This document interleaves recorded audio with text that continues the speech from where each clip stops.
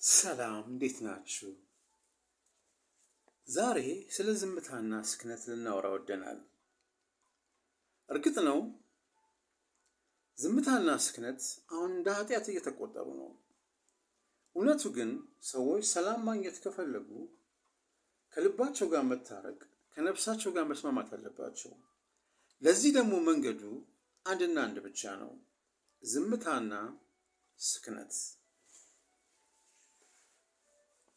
ስለ ዝምታና ስክነት ለመናገርና ለማውራት የማይመከርበት ጊዜ ላይ ተገኘን። ምላስ ፈላጭ ቆራጭ የሆነችበት የጩኸትና የድርብርብ ድምፆች ጊዜ፣ እልፍ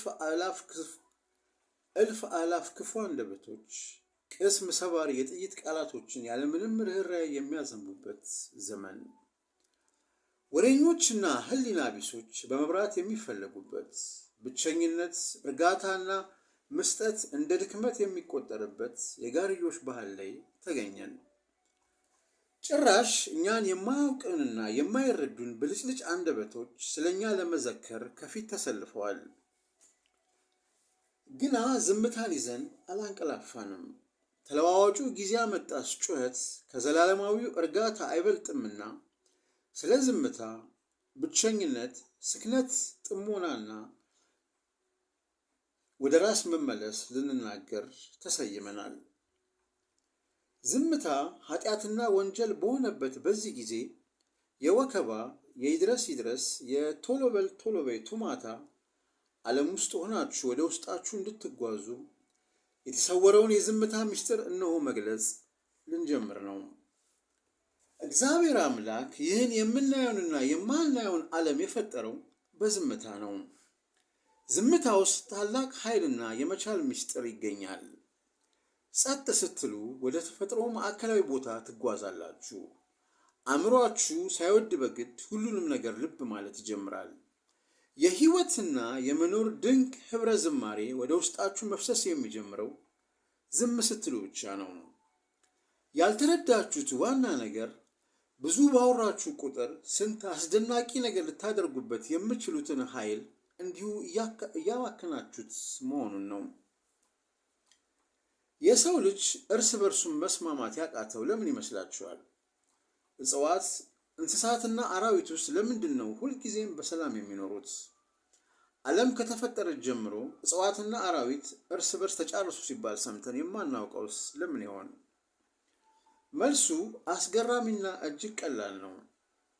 ሰዎች ለሰከንድ ዝም ቢሉና ቢደማመጡ ይህ ሁሉ እልቂት ባልኖረ ነበር።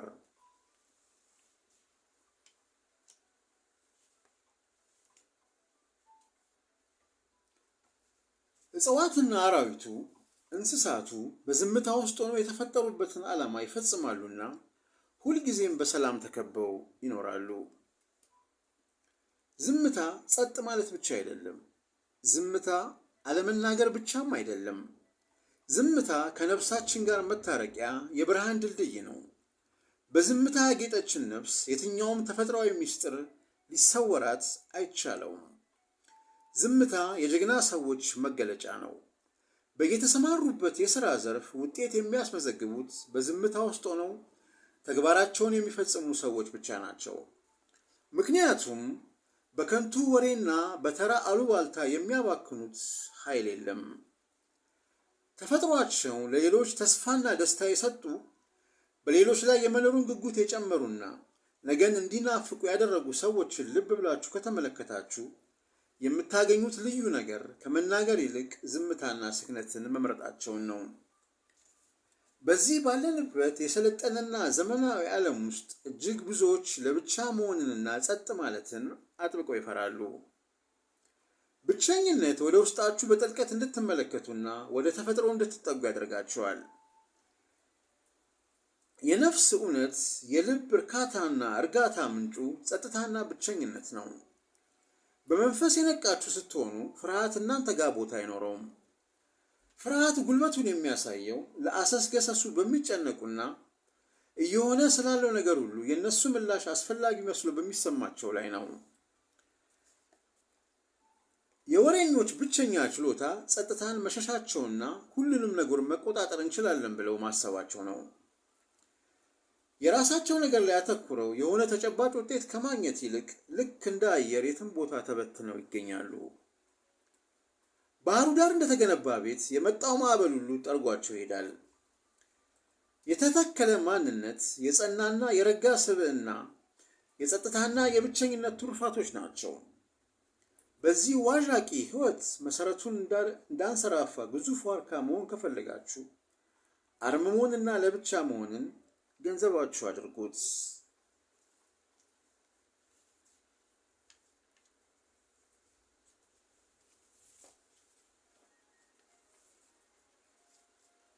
ለሕይወት ለተፈጥሮና ለሰው ልጆች ደስታና ስቃይ ስሜት ማጣት የመንፈስ ድንዛዜና ስነ ልቦናዊ ስብራቶች መንስኤያቸው ለጸጥታና ብቸኝነት የሰጠነው በአሉታ የታጨቀ ምላሽ ነው። ራሳቸውን ከዓለም ነጥለው መንፈሳቸውን ለጸጥታና ብቸኝነት ያጋለጡ መነኮሳትንና መናንያንን ሕይወት ብትመረምሩ የነፍሳቸው ብርሃንና የአንደበታቸው ግሩም መዓዛ መንስኤው ጆሮአቸውን ለፔንዶሎሙ ዓለም ዘግተው የልቦናቸውን መስኮት ለረቂቁና ዘላለማዊ እውነት መክፈታቸው መሆኑን ትገነዘባላችሁ። የሁኔታዎች ተለዋዋጭ መሆንና ያለመተንበይ አሁናችሁ ላይ ያላችሁን ስልጣን ነጥቋችኋል። የሁሉም ነገር መነሻና ምንጩ አሁን ሆኖ ሳለ ብዙዎቻችሁ በትናንትናችሁና በሚመጣው ነጋችሁ ተወስዳችኋል። አብዛኛው የዚህች ዓለም ነዋሪ አሁኑን ፍጹም ዘንግቶታል። ሰውና ዓለም የተፈጠሩት በዚህ አሁን በተባለው የጊዜ ንቃቃት ውስጥ ሆኖ ሳለ ጸጥታና ሰላም ከኛ ስለራቁ ይህንን አስደናቂ ጉዳይ ማስተዋል አቅቶናል። የመባከናችን መንስኤና ያለመረጋጋታችን ስረ ነገር ሌላ ሳይሆን አሁንን ገሸሽ ማድረጋችን ነው። እናንተ ጸጥ ብላችሁ ብቻችሁን ስትሆኑ ሕፃን በማኅፀን ውስጥ ሲያድግና ፀሐይ እንደገና ስትወለድ የሚያሰሟቸውን ድምፆች መስማት ትችላላችሁ። ወደ ራሳችሁ ብትመለሱ ተክሉ ፍሬ ሲያፈራ፣ አበቦች ሲዋሃዱ፣ ማለዳና ጨለማ ሲለያዩ ማየት ትችሉ ነበር። ሌሊቱ ለንጋት ስፍራውን ሲለቅ የሚያወሩትን ለመስማት ካልጓጓችሁ የእውነትም የራሳችሁ ጠላት እናንተ እንጂ ሌላ አይደለም። ብዙ ወሬ፣ ብዙ አሉባልታ፣ ብዙ ተስፋ ቢስ ነገርና የማይጨበጡ አየር ላይ የተንሳፈፉ ጉዳዮች በሞሉበት በዚህ ዘመን ጸጥ ማለት የእውነትም ወደ ሰማይ መቅረቢያ ብቸኛ መንገድ ነው። ተፈጥሮን ልብ ብላችሁ ብትመለከቱ ሁሉንም ነገር በዝምታ ነው የምታካሂደው። በዝምታ ፀሐይ ትወጣለች፣ በዝምታ ጨረቃ ትወጣለች፣ በዝምታ ከዋክብት ይወጣሉ፣ በዝምታ ዝናብ ይዘንባል። መቼም ቢሆን ዝናብ ለመዘንብ ሲያስብ ልዘንብ ነው ብሎ ድምፅ አሰምቶም አያውቅም።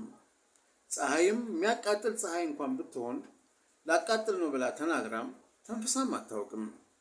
ታላላቅ የተፈጥሮ ክስተቶች ሁሉ በዝምታ ውስጥ ነው የሚካሄዱት። ታላቅ መሆን ከፈለጋችሁ ወደ ውስጣችሁ ተመልከቱ፣ ውስጣችሁን ፈትሹ፣ በዝምታ ውስጥ ጽኑ። ዝም ስትሉ ሰዎች እናንተን አለማክበር አይችሉም። ዝም ስትሉ ሰዎች ለእናንተ ሀሳብ ቦታ ለመስጠት በፍጹም አይቸገሩም።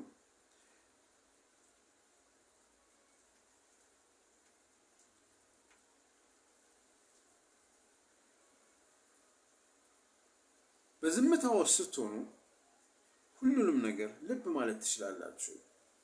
የትኛው ከእናንተ አቅም በላይ፣ የትኛው በእናንተ ቁጥጥር ስር መሆኑን መለየት የምትችሉት በጸጥታ ውስጥ ብቻ ነው። ጸጥታ ራስን የማግኛ ልዩና ብቸኛ መንገድ ነው። በጸጥታ ውስጥ ሆናችሁ ልትፈቱት የማትችሉት ችግር በፍጹም የለም። ምክንያቱም በወሬ የሚባክን ጊዜ ችግራችሁን ለመፈተሽ ለማጣራት ለመሞከርና በውጤቱም ላይ የራሳችሁን የሆነ አሉታዊም ሆነ አዎንታዊ ተጽዕኖ ለማሳደር የምታባክኑትን ኃይል ይቆጥብላችኋልና ዝም በሉ፣ ጸጥ በሉ። ያን ጊዜ የተፈጥሮን ተአምራዊ ክስተት መመልከት ትችላላችሁ።